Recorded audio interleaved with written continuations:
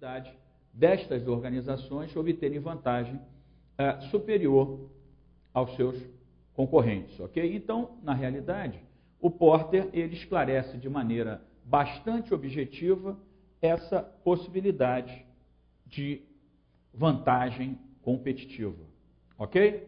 Então, as organizações, nesse sentido, elas podem obter vantagem competitiva com alguns diferenciais, não é isso? E o Porter esclarece isso na sua obra. Muito bem. Aqui nós temos o conceito da cadeia de valor, ok? É uma figura representativa do modelo do Porter, ok?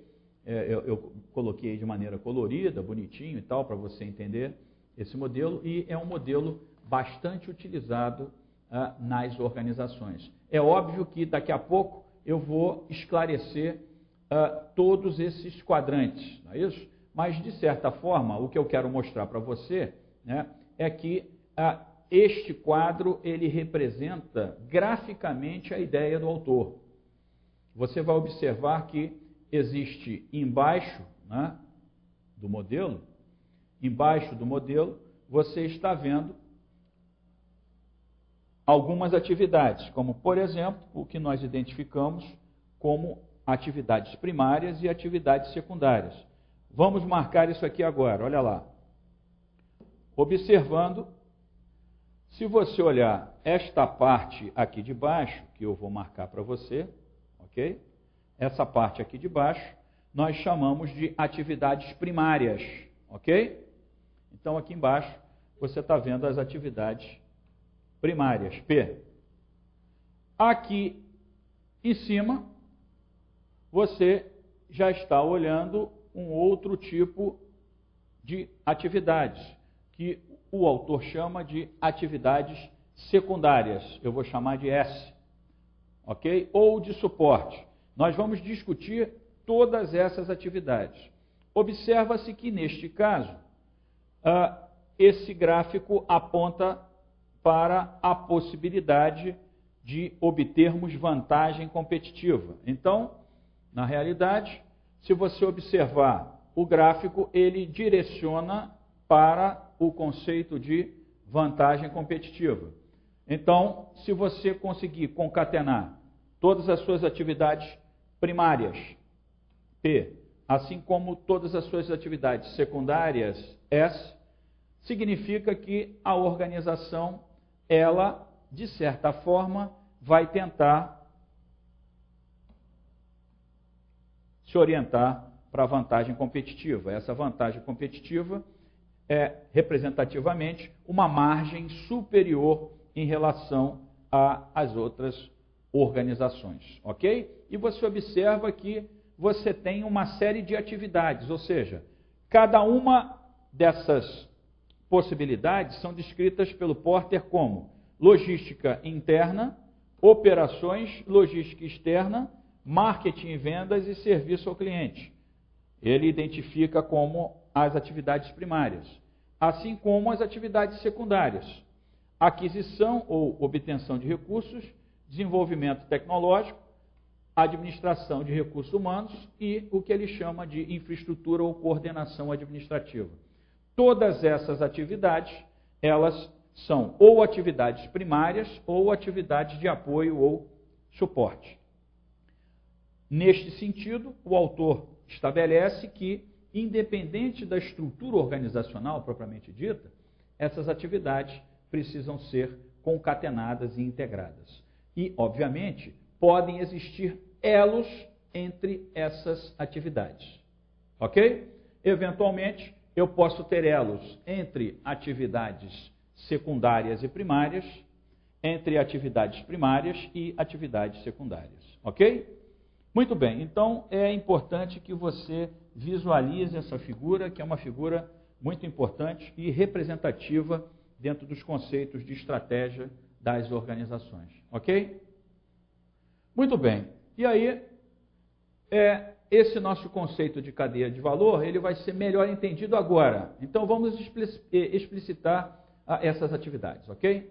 Muito bem, então, em relação à cadeia de valor, vale a pena agora nós entrarmos dentro dessas atividades. Vamos explicitar melhor essas atividades, ok? Muito bem, a ideia da cadeia de valor é que, como nós discutimos anteriormente, ela vai dividir a organização entre atividades, e essas atividades são interdependentes, ok?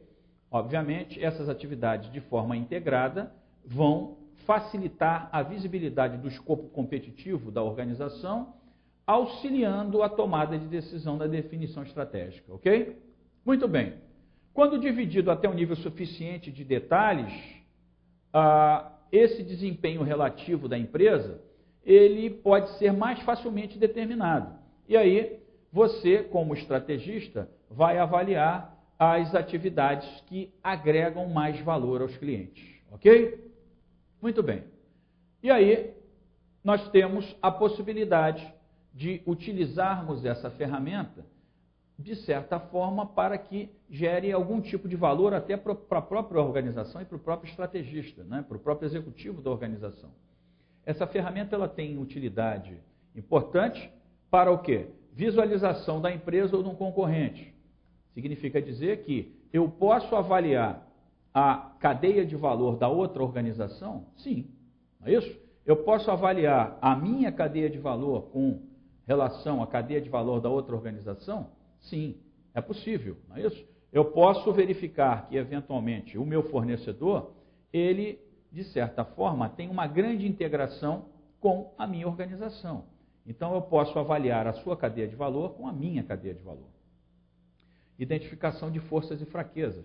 Através da análise da cadeia de valor, eu posso verificar, obviamente, as atividades que geram bastante valor para o cliente, por exemplo, algumas atividades que não agregam tanto valor. Eu posso verificar que, eventualmente, atividades que agregam valor são atividades que efetivamente são mal gerenciadas na minha organização.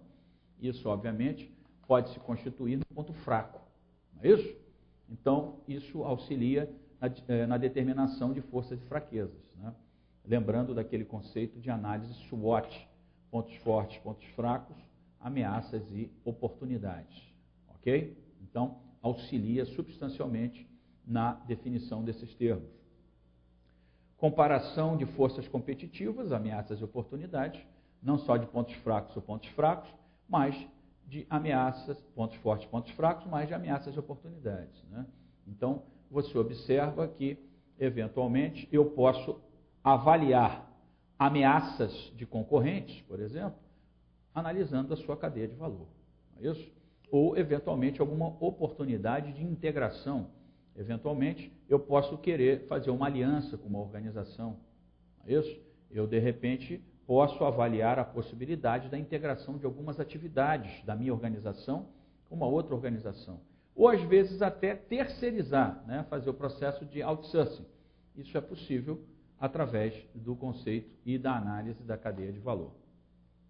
Essa análise, para, de certa forma, estabelecer essa combinação. E aí você pode identificar isso, a possibilidade de fusões, aquisições e essas alianças que nós estamos efetivamente discutindo. Então, é bastante interessante a análise da cadeia de valor e usada, de certa forma, pela maioria das organizações que se posicionam de maneira estratégica e efetiva. Ok? Muito bem. Então, vamos agora falar dessas atividades. Então, nós já falamos, já discutimos o conceito de cadeia de valor, para que serve a ideia da cadeia de valor, a ideia da interpretação do Porter em relação à cadeia de valor, inclusive até na relação bibliográfica do desenvolvimento dessas ideias pelo autor. Muito bem, agora vamos falar sobre as atividades. Atividades primárias, já falamos inicialmente, mostrei para vocês no quadro, não é isso? No modelo da cadeia de valor. As atividades primárias são as atividades envolvidas na criação do produto, né? Eu estou discutindo o produto como bem ou serviço, ou seja, tangível ou intangível, na venda e transferência ao cliente, ou seja, na venda e na distribuição do produto ou serviço ao cliente. Então, as atividades primárias, elas contribuem diretamente para a criação, produção e distribuição desse produto até a mão do cliente, ok? Então, na realidade, nós estamos falando né, de uma cadeia de valor que envolve a produção, né, os insumos, a produção e a entrega, a distribuição física para o cliente final. Então, esse seria aí o conceito de atividades primárias de Porter, ok? As atividades de apoio ou suporte são identificadas também como atividades secundárias. Então, quando nós falamos atividades de apoio ou suporte, são atividades secundárias. Atividade primária, atividade secundária. Atividade secundária também é chamada de apoio ou suporte. Essas atividades, elas sustentam as atividades primárias e a si mesmas. O que o autor quer dizer com isso? Ele quer dizer que essas atividades, elas apoiam as atividades primárias e também apoiam a si mesmas. Ou seja, eu posso ter uma atividade secundária que apoia outra atividade secundária. As atividades secundárias, elas não apoiam somente as atividades primárias. Esse é um erro comum. E uma outra observação que se faz necessária agora nesse momento. Tá? O nome atividade secundária ou de apoio não confere a essas atividades, né, um grau de, vamos dizer assim, de pouca importância para a organização. É muito comum você imaginar que essa é uma atividade secundária, essa é uma atividade que você pode deixar em segundo plano, não é isso? Não é isso. Isso é uma argumentação técnica do autor. Secundário não significa dizer que é de segundo escalão, não é importante, é uma porcaria, não é isso? E as organizações, elas não precisam avaliar essas atividades, né? Esse fato é uma inverdade. O conceito de atividade de apoio significa dizer que estas atividades, elas apoiam as atividades primárias. E as atividades primárias não são tão importantes ou mais importantes que as de apoio. Elas possuem a mesma importância, apenas uma questão de classificação que agrega valor direto para o cliente, não é isso? E daquela que efetivamente vai apoiar aquelas atividades que vão agregar valor direto ao cliente. Ok? Então, essa é uma observação importante que a gente tem que fazer para você entender melhor esse conceito. Muito bem. E aí, o Porter ele começa a esclarecer as questões específicas da definição dessas atividades, né? Então, imagine, o que seria logística interna? Para que você entenda melhor, vamos traduzir aí a questão, a definição da logística. Observa-se que aqui não é uma aula especificamente de administração da produção, operações, né, e logística, mas vale a pena você perceber o conceito de logística aqui agora, né? Eu vou definir logística de uma maneira bastante simples, né, como uma tarefa, a tarefa de gerenciamento de materiais e informações, desde, por exemplo, né, a obtenção de insumos